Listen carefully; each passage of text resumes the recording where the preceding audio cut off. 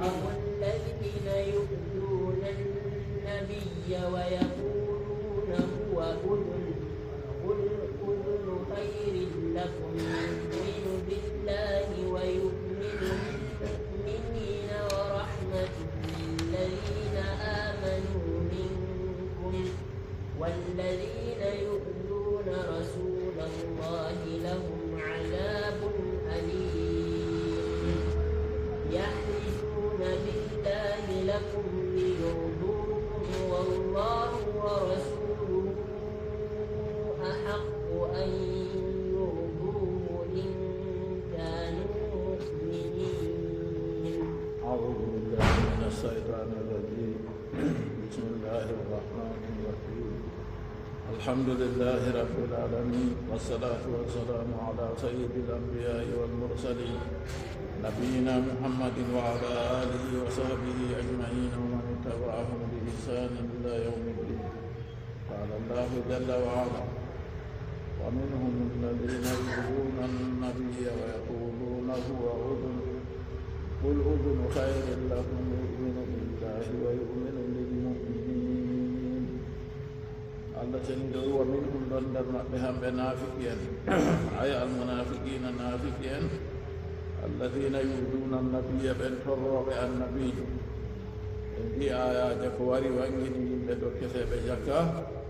دون نافقين بنا النبي محمد صلى الله عليه وسلم ورخو أجكا دون غفور ماكو بين بماكو الله سني دواري وانجني هل من جكا من دو ماكو بين بماكو dum laata ke kadi wusti naafiki en go ɓe pewiter ɗon ɓe accayi torro naafiki en ɗuutka masine wa minhum ɗon nder maɓɓe almunafiqina naafiki en alladina yu'duna annabiya ɓen torroɓe annabijo bi aynihi ɓe jaati maako wa bi nakli hadisi ɓe sottinki gewta maako ɓe yaha ɓe pewa ɓe mbi'a haala gorko feere ko wi'ayi ɓe wara ɓe aybamo ha hoore maako. سبب نزولها سبب جباغ آية أن جماعة من المنافقين تكلموا في حقه صلى الله عليه وسلم بما لا يليق أن جماعة يبقى نافقين بمولوه هذه حق النبي صلى الله عليه وسلم جمهور تبتني بيك وليبانتام فقال بعضهم لبعض يوغا مقبية يوغا كفوا عن ذلك الكلام لأن لا يبلغه ذلك nante acce bolle ɗe ta ɗum hewtomo on ɗo bollo on ɗo aybamo ɗo haala man ko hewtanmo ɗey fa yaga ulana minhu dararu nden torra hewta en kadi ukkana en daga to maako fa qala al julas bidammil limi wa fatihi lamil mukaffafa julas ibnu suwaydin o wiyata yo naqulu ma sina summa natihi fa nunkiru ma qulna ونحلف فيصدقنا فيما نقول فإنما محمد الأذن ونرى الله بجير وسني ووي en mbiya en bolwa kala ko giɗɗen fof to en yehi ha ma ko en yankira haala man en kuna en mbiya enen ka en mbiyay to en waɗi bannini o gonɗinan en ngam kanko ɗo o usul o nofuru to o nofuru ɗo o waddi haala ha balaga on ngam innirago mobgal be jusɗu maako ɗo on o inniri a andi goɗɗo kana o nokuru ko o yiɗi wiigo noon o yiɗi wiigo kanko ɗo o nananan en ko en mbi fuu to en bolwi ɗo ni o nanan o jaɓana en o kanjum on haaje maako o wi kanko man o ujunuɗo o yat o nanan yasmau kulla qiɗi kala konngol ko wiya fuu to nini wiyama wa yaquluna ɓe ɗo mbiya إذا نبو عن ذلك فبكلام بولواد دون الله يبلغه غم تاتا دم هيوتومو بمبيا هو أذن كانكو نفر أي يسمع كل قيل ويقبله كلا كونغول كوي أفو ناناندوم وجباندوم بو فإذا حلفنا له تو إن كنا نيمو أننا لم نقول إن بأي صدقنا وغوندنا إن يوني أن كدي داي نمو مأبه كامبه بنافقا كما بكدوم استي بها بويانون kanjum e wiɗen kam to en mbimoɗo ni o nananan en tan min gayri en yata ammala fi o taskitata sakko ma to en kuni ka o jaɓanan en o taskitata ha ko en mbi wa yumayiduna batinahu min zahiri fasadraku bidalika nden fa gasadu bidalika wasfahu sallallahu alayhi wa sallam bil gafla ɗum kadi ɓe nufori ɓe ɓolwa ɗum ɗo waytindirki annabijo sallllahu alayhi wa sallam ɓe woytere li annahu kana la yugabiluhum bi su'in abadan ngam o laati kanko fefndotirtaɓe maɓɓe ɓe kalluɗum ha foroy ko goɗɗo waddi haala kalluka o jaabirta ɗum ɓe kalluɗum wa fi tasmiyatihi uzun an majaju to wa yahtamilu azahu wa yatahammalu adahum wa yasfau anhum ko goɗɗo waddanimo torra ha jaati maako o eftititto ɗon man o muña dow torra maɓɓe man o yaafoɓe fa hamaluhu ala adami tanabbuhi wal gafla sey ɓe eftiri jotta kam na do o fintata hen majum o goytiɗo on waɗi o wayi noon kamɓe ɓe paamiri noon wa innama kana yafalu dalika rifqan bihi annabijo sallllahu alayhi wa sallam hanko ka o laati ono huwa ɓolwa ɗum ɗo ngam enɗago ɓe on wata gafuɗan an uyuɓiɓe woytugo acca ayiɓeji maɓɓe wa fi tasmiyati usnan majajul mursal woni ko yimɓe balaga wiyata majajul mursal woni ha innirkimo usn ɗo min idlaqin busi alal kulli lil mubalagati fi istimai ɗum woni ha majum yoftugo yeɓre ha dow mobgal a yi nofuru ko ha goɗɗo na ɗum pamarum ha maako huhu maako to ɗo ɗo ɓe yoftiri ɗum banni ɓe eftiri ɗum ɓe bolwiri noon lil mubalagati fi istimaihi ngam fantingo ha nanago annabijo sallllahu alayhi wa sallam hatta sara ka annahu huwa alatu sama ha o laati annumma ma kanko on woni nofuru ma be hoore maako sam kama yusammal jasusu aynan bana koro innete aynan yitere bassat sultanu uyunahu bil madina yimɓe balaga ɗo wiya laamiɗo sankiti gite muɗum nder wuro to gite man ɗo ɗum koroɓe on ɗo bo gam laatago noon kanjum tan ɓe innirimo ɓe wi usnu ɗo allah seniɗo wi huwa qul huwa usnun hayrin lakum qul wi huwa hanko ɗo usnun o nofuru ay mustami'un nano hayrin lakum ɓuran on la mustami'i sharrin mustami'i hayrin annabijo kanum heɗitowo hayru on o nanata la mustami'i sharrin na keɗitowo sharri to on bolwi sharri ɗo oɗo jeeɗa na o anda ɗey nden o jaaboro on to on bolwi ko laati hayru yuminu billahi wa yuminu lil muminin yuminu billahi annabijo mo on mbi kanko o nanowo hunde fu o jaɓa ɗo oɗo gonɗina allah wa yuminu lil muminina oɗo gonɗina neɗɗinɓe yusaddiqu oɗo gonɗina lil muminina mumini en gonɗiniɓe fima akhbaruhu bihi heedi ko mumini en yeccimo o jaɓan ɗum laali gayrihim amma natana maɓɓe to naafiki en on wi kam kamɓe o jaɓantaɓe haɓe tamma yo to o jeeɗi ɗo o jaɓani ɓe dow majum on ɗum hoynangoɓe on amma so na noon to o jaabirannoɓe ɓe kalimaji maɓɓe na ɓe sankitanno allah seniɗo wi annabijo sallllahu alayhi wa sallam law kunta faddan galisa al qalbi lam faddu min hawli to nini a laatake no halla gikkujo ñaaɗa ɓerndejo ko ngol satugol ɓe sankitanno ɓe acce kanjum kadi o andi ko ɓe mbiyata kalluɗum man o jeeɗa noon o acca ɗum o laati oɗo gonɗina mumini en heedi ko ɓe geccimo laali gayrihim natana mumini en kam wallaamu zaida ha o wi lil muminina ɗo laamu man o wi ngol ɓesdagol lil farqi ngam sendirki bayna imani taslimi hakkude gonɗinkiki jaɓuki o gayri e tana mum wa rahma kanko o hinna e wa rahmatum bir rafi ɓe turuki arfan ɗum arfitaki ala uzun naɓe wino qul uzunu hayrin lakum ha uzunu go noon noon to a wi wa rahmatum bo ɗum arfitama ha dow uzunu go kanjum ɓe turde wal jarri to a wi wa rahmatin ɗon bo arfita ɗum ala hayrin qul uzunu hayrin lakum ɗon bo fayinta arfiti to a wi rahmatin ɗo arfiti ɗum ha dow hayrin kadi ɗiɗi fuu yimɓe nahu wi ɗum kanko lilladina amanu minkum heedi ɓen laati ɓe nuɗɗiniɓe nder moɗon o hinna e on heedi maɓɓe walladina yuzuna rasulallahi lahum adabun alim walladina yuzuna ɓen torroɓe rasulillahi nulaaɗo allah walladina yuzuna ɓen torroɓe rasulallahi nulaaɗo allah lahum adabun alim wodani ɓe yangada nawka allah seni ɗon nde wi wodani ɓe yangada nawka kam se kanko andi nawgo ma kanu ka wayi kadi wa rahmatun lilladina amanu ay azharu l imana minkum ɓen banginiɓe imanaku muɗum nder moɗon annabijo hinna e her maɓɓe wa haji rahmatu bimana rifku bihim rahma ha aya ka kanjum on woni hoynanagoɓe ɗum enɗagoɓe nden wa adamu kasfi asrarim e soyde wangingo sirriji maɓɓe kamɓe nuɗɗiniɓe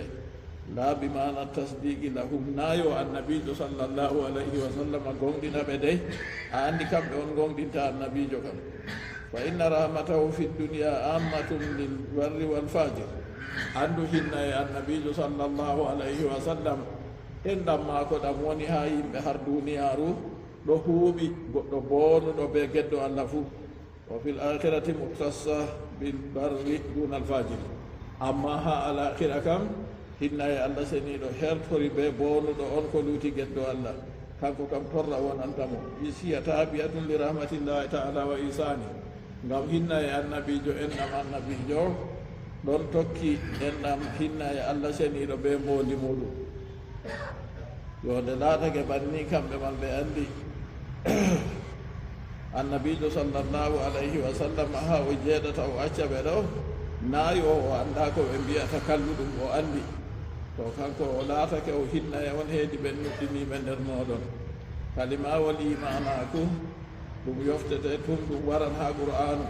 kalimawol imanaku allah seniɗo jawniran ɓe imanaku mantanimɓe marɓe imanaku yawnan ya ayuha alladina amanu ngam ngol tabito hen yimɓe to ayi allah seniɗo ƴewni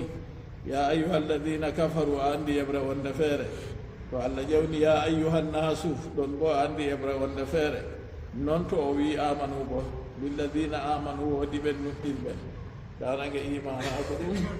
annabijo sallllahu alayhi wa sallam nde o ƴamama no islama malaikajo jibril dippiɗo suura ɓi adamajo ƴamimo islama o waddi o limtiɗarange islama jowi o lori o ƴamimo imanaku o limtiɗarange imanaku joweego o lori o ƴamimo mbondi o yeccimo darangal mbondi gootal ha imanaku ɗo darange man joweego ɗo seeɗe kawtaɗe fufu nden mbi adamajo latta ɗuɗɗugo muminijo kadi so ɗe kawri ɗo bo o tawan goɗɗe feere ko mahata ɗo maaje ɗon bana annabijo sallllahu alayhi wa sallam waddi imanaku ɗum biccule 50 e gelɗe ko 50 e gelɗe amma ɓurɗum ɓagago nder imanaku fuu kongo la ilaha illallah nden ko ɓuri turɗuditgo ha imanaku bo sottingo torra acca ɗatal ɓe annabijo ƴamama imanaku o wi an tumina billahi wa malaikatihi wa kutubihi wa rusulihi wal yawmil akhiri wa an tumina bilqadari khayrihi wa sharri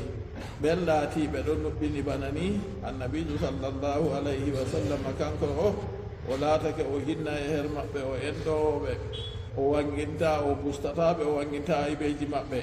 to ɓe geccimo ko laati goonga boɗɗum bo o jaɓanan ɓe yahlifuna billahi lakum liyurdukum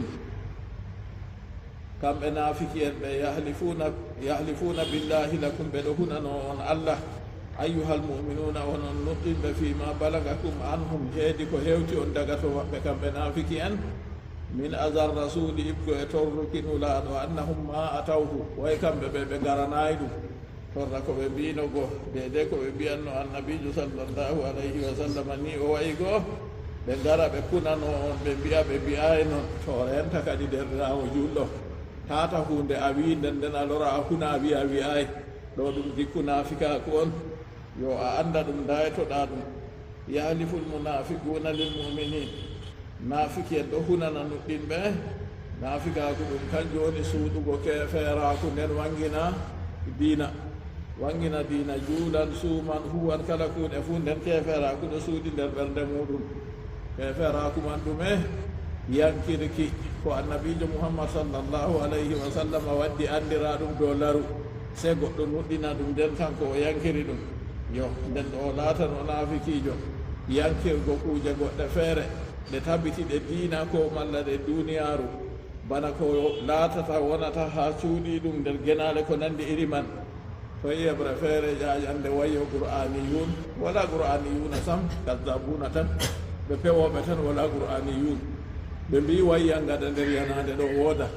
so na noon to en maɓɓiti yanade man ɗo toy en ndiyan goɗɗo ma ɗo yangite toon na ɗo woni haala ka a wiyata wayi ha hujjoro be majum e koyɗol ngol a hoyɗata ɗo kam a hoyɗa koyɗol to mettugol a wooka ha a wulwina to goɗɗo findinima a yetta ɗum gontuɗo be ma ɗo yii hundema ko waɗi mana koyɗol to belgol bo fayinta fottanama ha a jala kayumman ɗo goɗɗo yii ko ɗumani ko seynima man na kaɗo ma ɗo heƴima an hoorema a yiyata ko woni ha ma nden a wiya a yiya ko woni ha tanama nde a yiyata ko woni ha tanama a wiya ɗum wooda ɓe wi sirat al mustaqim sirat ɗo ɗume ɓe wi sirat ɗo kam sirat kadum laawol tan wala hunde wonde feere ɓe wi siratu laawol siratu je wonata yimɓe erata dow yiite nden dillo e aljanna ɗo fuu ɓe mbi wooda onon tagata ɗum onon waɗata ɗum onon hoddirta ɗum nden on mbaɗayna to ɗo kam fuu ɗum laawol naafikaku on to goɗɗo ɗon tokki irin kuuje ɗe wiya jaɓataɗe o lattan o naafikiijo dey to o latti o naafikiijo bo fayitta o yaran bone innal munafiqina fi daraki l asfali min annar naafiki en woni ha daraja ɓurduka leesgo iggo e yiite heferɓe ɗo fuu dow naafiki en on heedata naafiki en heedata lees ay yahlifu lmunafiquna lilmuminin naafiki en ɗo hunano mumini en annahu ma waga minhum nde annabijo muhammad sallllahu alayhi wa sallam wonino makka wala naafikijo toon yaake man ɗo ɗum julɗo malla bo kefeero tan wala haala gorka feere to goɗɗo ɗinini gonɗinimo ni gonɗinimo to gonɗinanimo goɗo nder keferaku muɗum amma nde o eggi o hooti madina toon naafikaku fuɗɗi sababu ɗume fuɗɗi naafikaku ɗum sababu haala yiide duniyaru woodi mo ɓe dawrino haa ɓe lammina ɗum nde annabijo sallllahu alayhi wa sallam hooti toon kadi haala laamu maako goo majji kadi yo nde haala laamu goo majji o wañi annabijo sallllahu alayhi wa sallam to o silmayi bo o hisata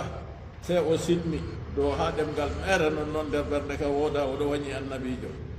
yahlifu lmunafiquna lilmuminin naafiki en ɗon hunano mumini en annahu ma waga minhum ljizau linnabi torrago annabijo ɗo ukay daga to maɓɓe kamɓe ɓe mbiyay hunde ko torrata annabijo wa qasduhum bidhalika irdaan lilmuminina liyadubbu anhum nufa e maɓɓe ɓe majum bo ngam ɓe waɗa mumini en yerdoɓe nden ɓokkanoɓe jonta kam ija arada rasulullahi sallllahu alayhi wa sallam an yaftika bihim to ni nulaaɗo allah mo salatu allah e jammu ɗum tabitani muuyi jonta kam ha nanga ɓe yangitiraɓe ɓe majum wa sababu nujuliha sababu jippago yahlifuna billahi lakum annahu stama nasun min almunafiqin andu yimɓe iggo e naafiki en kawti minhum nder maɓɓe aljurasu bnu suwaydin wa wadi'atu bnu sabitin wa waqa'u fi rasulillahi sallllahu alayhi wa sallam ɓe man ɗo ɓe naafiki en kadi ɓe ukki heedi jikkuji annabijo ɓe bolwi ko handayi dow maako gaaluɓe mbi in kana ma yaqulu muhammadun haqqan fa nanu sharrun min alhamir non ma ɓe goni ɓe wi to ko muhammadu wiyata ɗo goonga kam nden ka en ɓuran bamɗe fuu hallugo ɓe ɓuri bamɗe hallugo man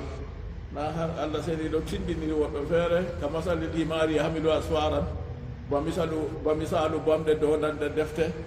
wamde andi bote deftere na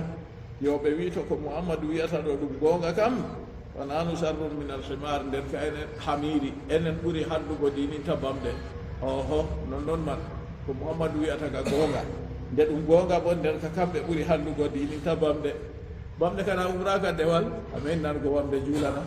wamde ka umraka dewal amma kamɓe nde ɓe umrama ɓe cali kam kamɓe ɓuri handugo dininta wamde man bamɓe mbi wa kana indahu gulamu yuqalu lahu amiru bnu qays wakkati ɓe ɗon bolwago julasu bnu suwaydin ɓe wadiyatu bnu sabitin yaake ɓe ɗon bolwago woodi derkejo feere ɗon bi'eteɗo amiru bnu qaysin oɗo nana ɓe nde o nani ko ɓe mbigo summa ata nabiya sallllahu alayhi wa sallam wa habara hooti o yahani annabijo kadi o humpiti ɗum o yecci ɗum ko ɓe mbi fa da'ahum wa sa'alahum se annabijo ƴewni ɓe ƴami ɓe fa ankaru wa halafu anna amiran kadab se ɓe yankiri haala man ɓe kuni ɓe mbi amirgo o fewani ɓe o pewowo wa halafa amirun annahum kadab amiru huni kayum bo wi kamɓe ɗo ɓe pewi وصدقهم النبي صلى الله عليه وسلم النبي جوغون ديني به yo dani on ɓe giɗino kamɓe ka daga nane ma kadi ɗum accan non ɗum yahana fa jala amirun yad'u wa yaqul se amiru go fuɗɗi kay woɗɗoɗo oɗo wiya allahumma saddiqil sadiqa wa kadhibil kadhib ni amiru go nde ɓe mbi o fewan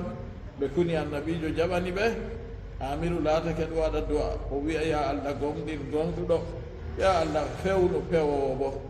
yo sababu majum wonɓe wiyata jippi kadi yahlifuna lakum kamɓe ɗo ɓeɗo kunano on to wahala nden ɓe kamɓe ko yahlifuna lakum ɓeɗo kunana on kamɓe naafiki en ayyuhal muminuna onon nuɗɗinɓe fima balagakum anhum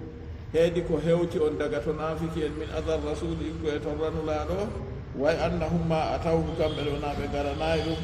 kamɓe ɓe mbiyayi ɗum to ɗo hadise on banni de kissa ka wardi julasum no suwaydin ɓe waɗi atum no sabitin kamɓe on jooɗino ɓe ɗon gewta ibnu abi hatim o wurtini kanko bo an ibni abbas radiallahu anhuma qala kana namtolu ibnu lharisi yati rasulallahi sallllahu alayhi wa sallam fa yajlisu ilay nafikijo o laati oɗo waranaɗo allah wara o jooɗo her muɗum fa yasmau minhu o nana ko annabijo sallllahu alayhi wa sallam yewtata wa yungilu hadisahu ila almunafiqin se o wo a gewta annabijo go o yaara heedi naafiki en fa adara llahu allah jippini wa minhum alladina yumiduna annabi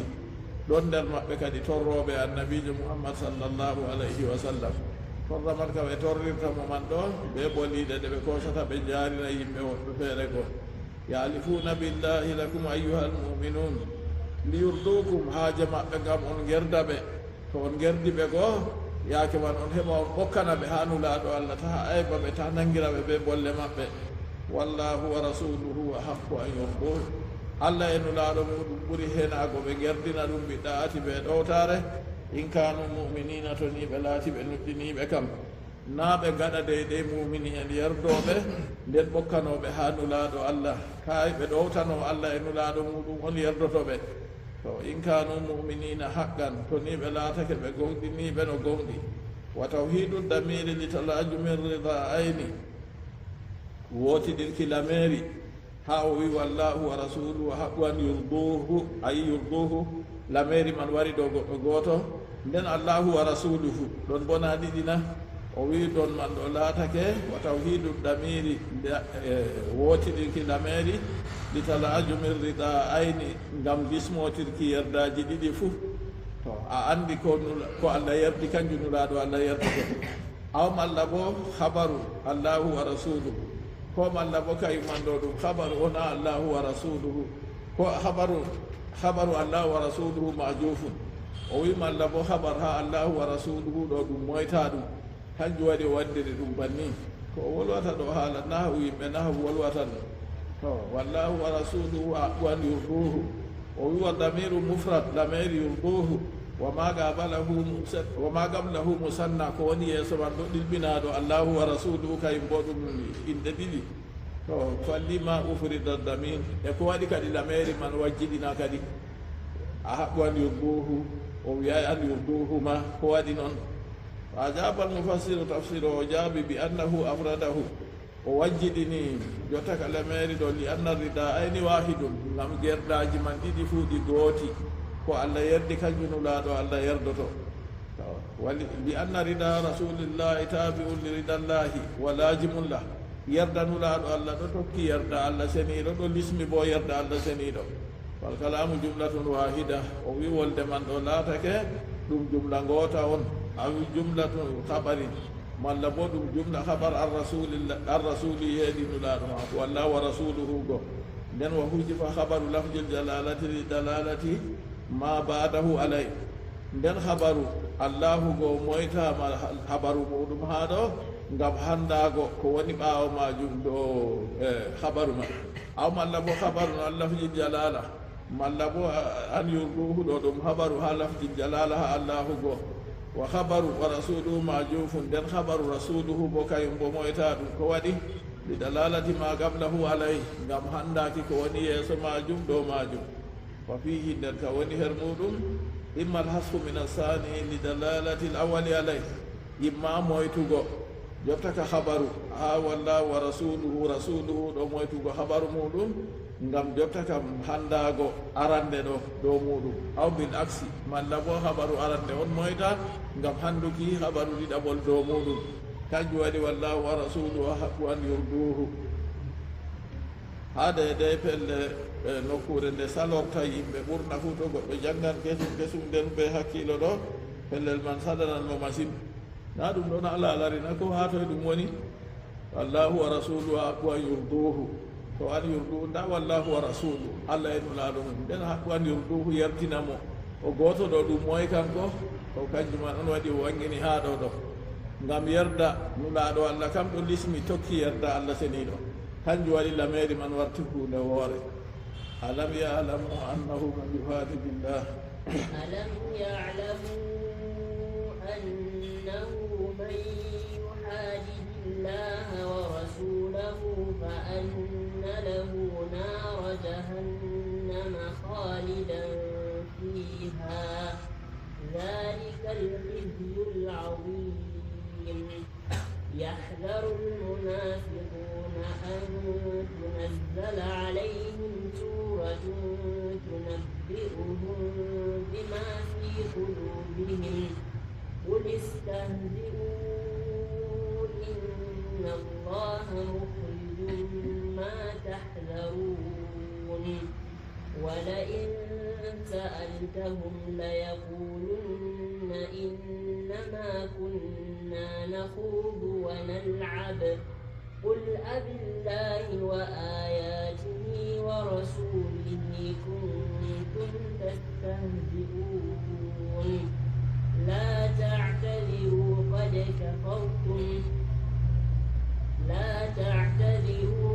كفرتم بعد إيمانكم إن نعف عن طائفة منكم نعذب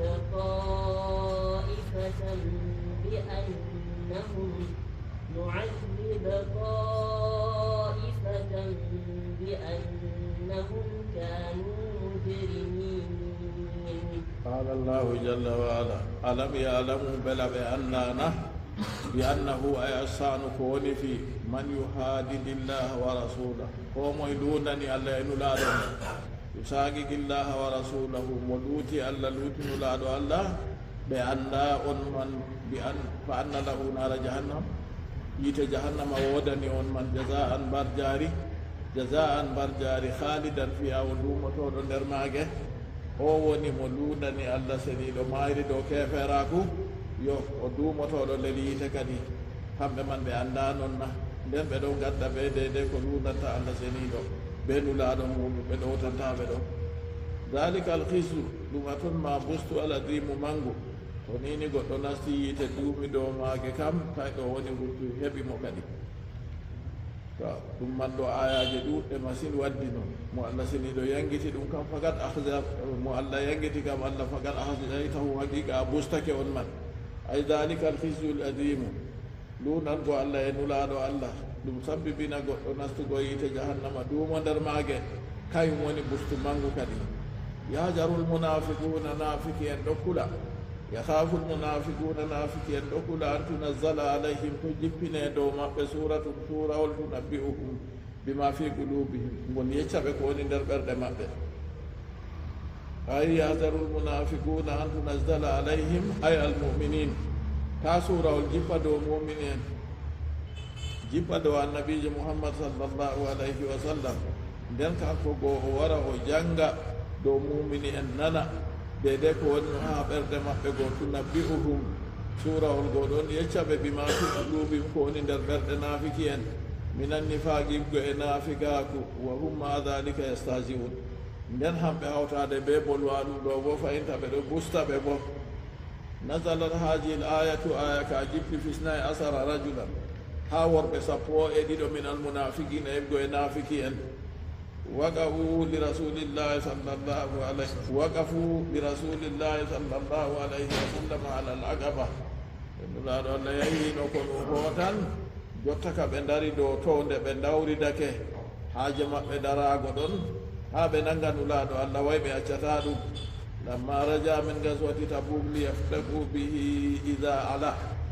alaha nde nulaɗo allah sallllahu alayhi wa sallam iftake daga konu tabuk o wartan ɓe dari ha dow tonde ha nokkure ɓillinde haaje maɓɓe jontaka to nulaɗo allah wari ni imma ɓe nanga mo walla bo ɓe mbara mo ɓeɗo ɓe yinnaɓe de ko waɗi ɗo pat ha konu tabuk kadi bo fayde ɓe wiyata ɓe gaɗan banni ɓe giyata allah seni ɗo reni mo ha ko sali kam fuuna watanakkaru alayhi fi laylatin muslima nden ɓe suuɗi mo ɗon go ɓe ñukki ha nder jemmare ñiɓɓunde allah seniɗo on leni nelaɗo muɗum allah woni denowo mo fa ahbara jibrilu rasulallahi sallllahu alayhi wa sallam bima admaru ɗon allah leni malaikajo jibril wari yecci annabijo nulaɗo allah sallllahu alayhi wa sallam be ko ɓeɗo go ɓe suuɗi ko ɓe haɓɓi waɗugo wa amarahu an yursila ilayhim man yadribu juha rawahilihim o umri ɓe jonta kam jibrilu umri nulaɗo allah lena her maɓɓe mo soggata jonta kam ba'anteji maɓɓe wa kana maahu ammaru bnu yasirin yagudu nagata rasulillahi sallllahu alayhi wa sallam wa suragatu yasuquha laatake ha nder maɓɓe man ammaru bnu yasir kanko man oɗo ɗowa geeloba nulaɗo allah biyeteɗo suragatu malikim kañ boɗon soggonga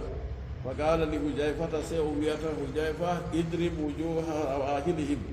fiyu geese baɗanteji maɓɓe fa daraba hujayfatu hatta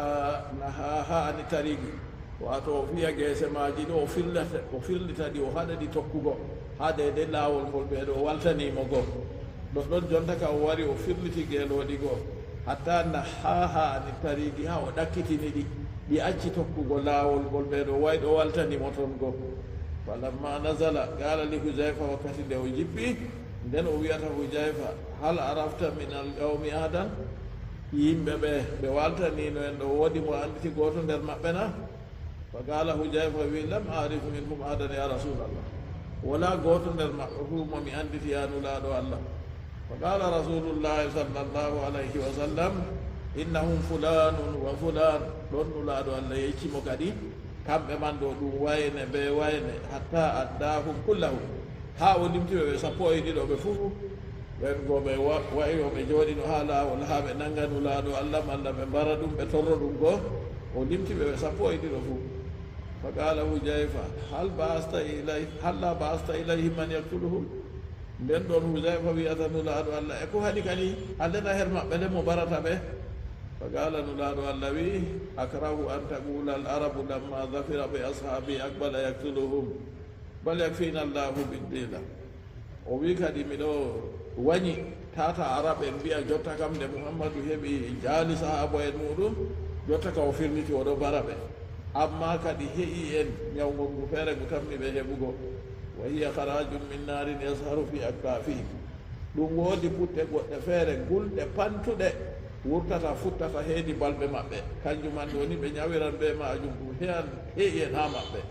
hatta yanjuma min sudurihim daga futta daga ɗo balɓe goo ni ha ɗum jippa ɗum wara ha ɓiɓɓe maɓɓe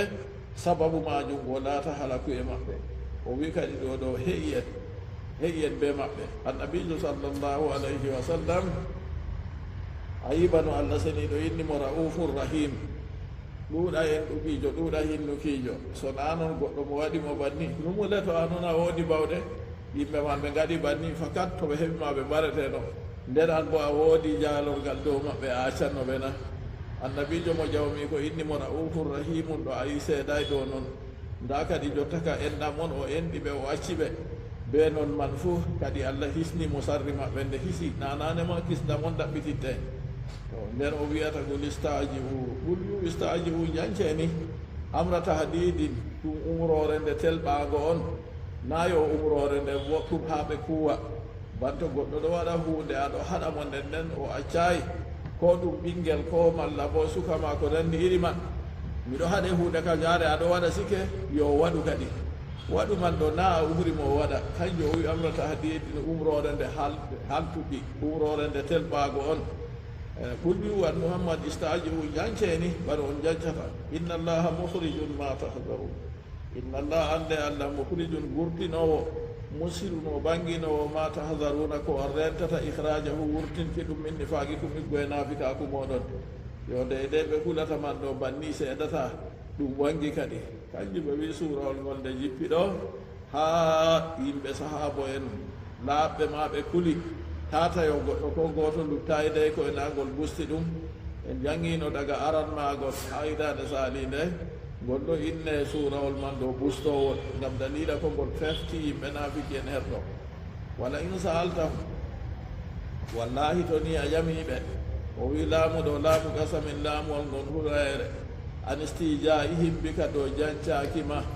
jancuki ɓe man ɓe jancete wal qur'ani e jancuki ɓe jancata qur'an wa hum sa'iruna ma'aka ila tabuk alhaal maɓɓe bo ɓe jaadoɓe ɓe ma on ɗo dilla kono tabuk to nini a ƴamiɓe jance maɓɓe la yaqulunna wallahi ɓe mbimama mutadirina ɓe geltitan ɓe innama kunna nafudu wa nal'ab ɓe mbiya kay minin ka woodade min laati min ɗon jumpa min ɗon juwa haalaji nal'abu wa nal'abu min ɗon pija fil hadisi hen gewta tan min mbirayi ɗum ɓe goonga min ɗo gaɗa banni li nakta bi hittaliga ngam min tayra ɗum ɗatan walam nafsid dalika min nufaaki bolwa ɗum ɗo a yi to on ɗo jaha goɗɗo ɗo yewta on ɗo ɗum hillan on hoytinana on yaadum onon ko on hillitani on tawa on jotti ha nokkure on muyyaago ɓe wi to nda banni on minin kam min ɗo gewta mere non noon na ɗum goonga allah seniɗo wi qul lahum wiɓe nan abillahi wa ayati wa rasulihi kuntum tastajihun kadi allah ayaje maako nuɗaɗo maako on laati on jancatana la tatajiru ta yelbite la tatajiru anhu tata geldite heen majum gar kafartum bada imanikum haqiqa on kufri ɓaawo nuɓɓinti mon ay zahara kufrukum keferakum on wangi bada isharil imani ɓaawo wangenki imanaku in yuufa to ni yaafama yuufa bidiya mamniyan lil maf'uli mahana ɗum ɓe maf'ulu wannuni in naafu ɗo bo mamniyan lil fa'ili mahana ɗum fa'il to nini min jaafi kom allah to yaafama ta'ifatin hakkinama yeɓre minkum nder moɗon bi ikhlasiha ngam ɗaɓɓinki maare wa tawbatiha e tuubu maare yowwa ka jasimni himyarin ha ɗo o wi jasimni himyarin nonnoon woodi konngol feere bo fahinta ɗum kanko jasimno himyarin man kanko mari inde ɗiɗi na ko malla bo ɗum jasimno himyarin feere nden goɗɗo feere mo o wolwanno kayum bo feere fahinta ngam jasimno himyarin o wolwiri ha ɗo kam o wolwiri ha nokkure wonde feere bo ɓe inde feere to on mayka kanko ka o tuubi ɓaawo ɗon o acci deydey ko ɓeeɗo man mbiyanno man to o wi to nini laatake to yaafama anɗa ifatin minkum accini yeɓre nder moɗon ngam tuubu muɗum to azab yangititte bitta iwan nunigo to azab to jangiri ha yuufa ha to nden to jangiri ɓe naafu bo nden bo nu adib min yangitan ta'ifatan yeɓre bi annahum kanu mujrimin ɓe sababu hamɓe ɓe laatake ɓe tooñiɓe musirrina ala nifaqi ɓe jootiɓe ɗo naafikaku wal istija e jance naafikaku ɓe jance ɗum ɗi adamajo dogga renta ɗum tata jaɓa accu jancago jance ɗo ɗum waddan fitina a yi ɓeɗo ɓe ɗon no janco on ka waddi ɓe ka warani ɓe banni kanjo wi asbabu nujulil aya sababuji jippaki aya qawluhu ta'ala konngol allah ɓangiɗo wala in sa'altahu wallahi to ni a ƴamiɓe al ayati ha jararagare ayaje akhraja ibnu abi hatim an ibni umara qala rajulun fi gaswati tabuk fi majlisi yawman goɗɗo feere wino ha kono tabuk ha jooɗorde ñalomare wonde feere ɓe ɗo jooɗi nanu huseri jance maɓɓe ko ɓe mbiyata o wi ma ra'ayna misla qurra'i haula'i wala argabu butunan wala akzabu alsina min yi'ay bana yeru ɓeeɗo jangoɓe ɓe wato jangoɓe qur'anu ɓe mbiyata de min yi'ay ɓeeɗo argabu butunan ɓe ɓuri wato soɗanago deeɗi muɗum wala akzabu alsina wala ɓe ɓurata fewgo ɗemɗe dinita maɓɓe wato ɓe tumiri ɓeeɗo ɗo fewre ɓe soɗanago yiɗanago hoore mum wala asbana idda ligayi minhum wala mo ɓurata kulol bo wakkati fottugo ɓe konne dinita maɓɓe a yi ko ɓe bolwoy ɓe ɗo janca ɓe nden fa qala lahu rajulun se goɗɗo feere wimo kanko bolwogo o wi kadabta a fewi walakinnaka munafiqun la ukhbiranna rasulallahi sallallahu alayhi wa sallam fewi ha wolde maɗo se kakano a nafikijo on fakat wallahi bomi yeccannulaɗo allah ko mbiɗa ɗo ko balaga dalika rasulallahi sallllahu alayhi wa sallam bolwa ɗum ko hewto e nulaɗo allah wa nazala al qur'an mo jippori be majum wala in sa'altahum go qala ibnu umar fa ana ra'aytuhu muta'alligan bi hikmi rasulillahi sallllahu alayhi wa sallam o wi mi yimo kanko man ɗo oɗo jongiti ha nulaɗo allah o wara o umbo nulaɗo allah ha keesi muɗum waɗi jaratu tanfiquhu wa huwa yaqul ka e boɗon fiɗamo ha deydey ngeɗoma nulaɗo allah baƴantewa nulaɗo allah wari oɗo taakiga ngaɗo dilla go korka e ɗo fiɗamo wa huwa yaqulu oɗo wiya ya rasulallah innama nahudu wa nal'ab ya nulaɗo allah komin mbiyata ɗo min ɗo jumpa min ɗo fiƴa mere min wiray ɗum ɓe gonga wa rasulullahi sallllahu alayhi wa sallam yaqul yaake nden nulaɗo allah ɗo wiya abillahi wa ayatihi wa rasulihi kuntum tastazi'un bela allah e ayaji allah e nulaɗo allah on laati on ɗo jaycana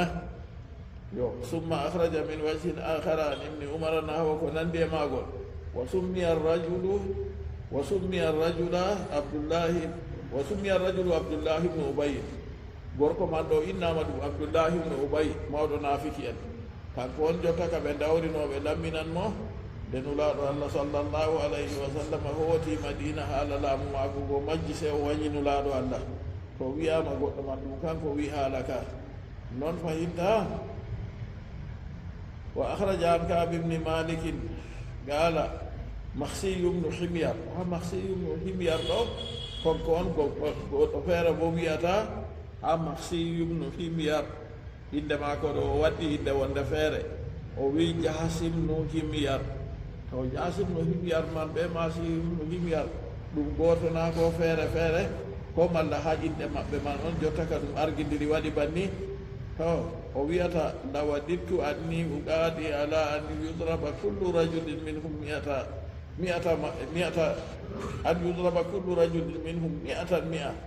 ala an nanju min an yanzila fina qur'anu fa balaga nabiyya sallallahu alayhi wa sallam fa jawi atajirun to kanko mahsiyumno himyar ko bo jasimno himyar go o wiyata min o mi yeliɗo ni to min on hitanno kam mi waɗa kala gorko goto fu fiyeni ɓocci temerre do min keɓa min kisatani qur'an wara jippa ha amin haala ko hewti annabijo sallllahu alayhi wa sallam nda ko o wi fa jawi atajirun teɓe gadi ɓeɗon gerdita kadi ɓe mbi kay min ɗo mboɗo haala ɗo kam mere min ɗo juwa non noon gam ha min heɓa min ta'ira lawol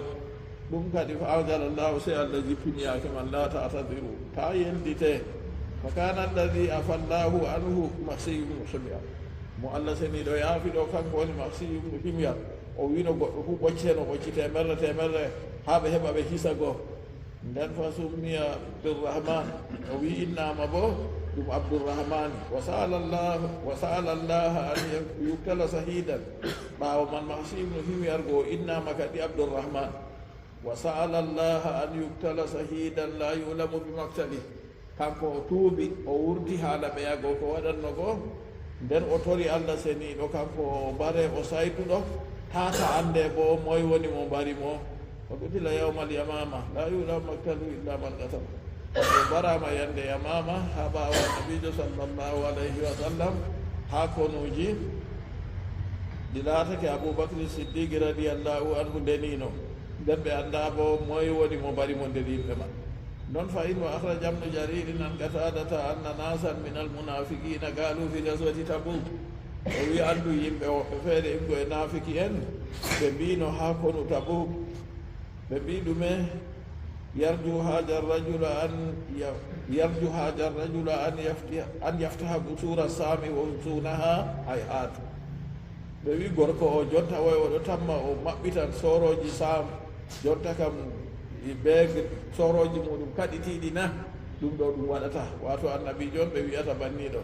ɓe wi ha o wara o maɓɓita soroji ɗo ɗum waɗata fa anda allahu nabiyahu sallllahu alayhi wa sallam ala dhalik te allah seni ɗo ɗellitini annabijo muɗum dow majum dow bolle maɓɓe goo fa atahum o waraniɓe fa qala o wi qultum kaza wa kaza on mbi ni e ni sike nafikiyet go qaluɓe mbi innama kunna nahudu wa nal'ab wala ko min waari ɗum ko ena minin kam min ɗon juwa haala mere min ɗo pija tan min ɗo heɓa min tawira laawol min mbira ɗum ɓe goonga fa nasarat kadi allah seniɗo jippini ha maɓɓe to ɗon man ɗo laatake naafiki en to wolwi haala fuu allah seniɗo wara jippina mumini en to wolwi haala ko laati hayru malla huwi kuugal naafiki en to wolwi chargu malla huwi kuugal allah seniɗo jippina ayaje wara tabbitina deydey ko ɓe gaɗi man sakkoma to ɓe jankiri man ɓeɗo ko yankirino ɗo kanjum o wi to nini laatake yeɓre wonde feere yaafama bana jottamo tuubino ha deydey ñoyre e ko nandi e muɗum wangingo kuugal kallungal goo taw min yeɓre wonde feere ka yangititte malla bo to min jaafi yeɓre wonde feere nder moɗon min jangi tan yeɓre wonde feere ko waɗi bi annahum kanu mujrimin ɓe sababu kamɓe ɓe laatake ɓe tooñiɓe musirrina ala nifaqi wal istija hamɓe man ɓe jootiɓe dow naafikaku e jance almunafiqun المنافقون والمنافقات بعضهم من بعض يأمرون بالمنكر وينهون عن المعروف ويقبضون أيديهم نسوا الله فنسيهم إن المنافقين هم الفاسقون وعد الله المنافقين والمنافقات والكفار نار جهنم خالدين فيها هي حسبهم ولعنهم الله ولهم عذاب مقيم hakon ngol maako o wino ha yeɓre wonde feere min jaafat ɗum bi ihlasi a ɓe laɓɓinki maare o tawɓati a e tuubu maare ka jasim no himyar bana jasim no himyar ɗon o wi o fi baadi nusaki ha nusaje goɗɗe feere bo jasim no himyar to ha ɓellel wonde jasim no himyar ɗo o wi ha goɗɗe feere bo inde maako man ɗo o sajjide nano o wi ka mahsiyum no himyar to o wi aslama o hasuna islam kanko ka o silmi silmuki maako wooɗi kana yarhaku wala yaqum o laati to ɓe bollima e fuu o jala tan o yumpata ɓe maɓɓe nder bolle wa kana yunkiru bada ma yasma o laatima kanko ka oɗo yankira ma yoga ko o nanata her maɓɓe falamma nazalat hajil ayatu nde aya ka jippi taaba min nifaqihi se kanko ka o tuuɓi naafikaku maako a yi daga nane ma to ɓe bolli man o jalan tan o wolwata ɗum nde aya jippi o nani se o tuuɓi naafikaku maako wa qala wi allahumma inni la ajalu asma'u ayatan tukra'u taksa'irru min al julud o wiya allah mi seedayi min o miɗo nana aya ɗo jange nden nden haalare ɓanndu ñonga her maaka wa tahfigu min hal qulubu ɓerɗe weɗa ɓerɗe hultora her maaka allahumma ij'al wafati gadlan fi sabili ya allah waɗu mayde am ɗum wargo heedi ɗatal ma la yaqulu ahadun tata goto wiya yo ana gasaltu ana kafantu ana lafantu ta goɗɗo fu wiya mi yiiwi wayne mi hasni wayne mi iri wayne fa usiba yawmal yamama se o barama yande yamama go to falam yarif ahadun min almuslimina masra goɗɗo julɗo ko goto wala mo anda ha toye o bara to kanko man duwa mako allah seniɗo jaɓanimo banani yo kanjum o wi ha tokki haala naafiki en goo fahinta naafiki en ɗo ko wolwa nder qur'anu haala maɓɓe ɗuuɗi no fanti allah seniɗo wi almunafiquna walmunafiqatu naafiki en worɓe naafiki en rewɓe baɗum min baɗin yoga maɓɓe her yoga ay mutashabihuna ɓe nandiɗinɓe fi dini her dina kay ɓe aadi sayi bane yoga hunde alwahidi woore naafiki en worɓe ɓe rewɓe ɓe laati ban hunde woore a senditi ɗo ni yo ɓe ɗo nandidiri ha dina maɓɓe be suuɗugo keferakum nden wangina dina ɗo fewre kañum man ɗum nafata yamuruna bil munkari ɓe ɗon umra jankira ɗum al kufra keferaku wal maasi e gedde ni heferɓe naafiki en mbayi noon heferɓe bo wa yanhawna anil ma'rufi ɓe ɗon kaɗa boɗɗum bo al iman wa ta'a nuɗɗinki gonɗinki ɓe ɗowtanaki allah seniɗo naafiki en worɓe ɓe rewɓe fuu ɓe kaɗan ɗum wa yakbiduna aydiyahum ɓe ɗon ñobba juuɗe maɓɓe anil infaqi fi ta'ati accina nafkago heedi ɗowtare ɓe nafkani jawdi maɓɓe ha lawol ɗowtanago allah seniɗo ɓe gaɗata ɗum kamɓe ɗo li anna sanal muuti basɗul yadi to o wi ɓeɗo ñobba juuɗe maɓɓe ɗo ngam goɗɗo dokkowo ka fu na forta junngo mum lutta hokkugo kamɓe ɓe portata junngo man ta baaba maɓɓe dey ndika laata dokkowo kam to fii goɗɗo jogitiiɗo bo kayum bo ñobbugo junngo muɗum kañum kadi kamɓe ka ɓeɗo ñobbi juuɗe maɓɓe ɓe nafkata heedi ko laati hayru kam fof ni allah seeɗiɗo tindini en ɓe wayi naafiki en on tindinore muɗum bana ni worɓe ɓe rewɓe fof ɓe laatake kamɓe goo ɓeɗo ñobbi juuɗe maɓɓe ɓe nafkata heedi ɗowtanago allah ɓe nafkata hayru ɓe gi'ata goɗɗo wayyoɓe yiɗo ɗum nasullaha fa nasiyahum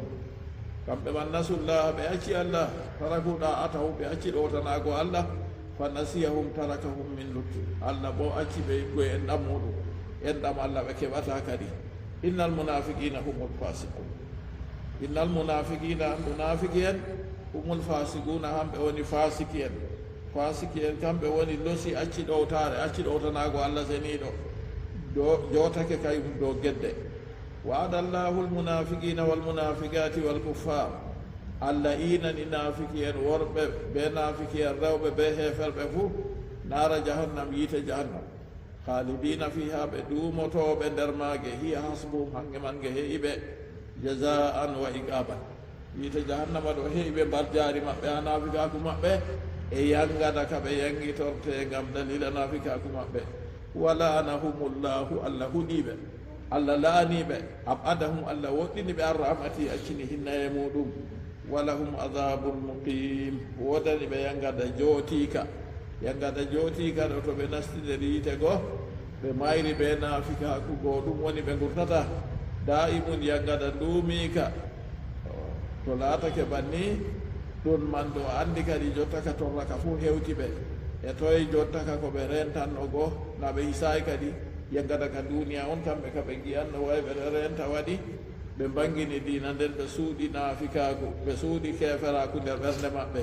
nden walahum adabun muqimun wodani ɓe yangada daimun duumika nden o wi fa idda antum ayuha almunafiquna kalladina min qablikum nasalullah salamata wal afia sallallahu alaihi wa sallam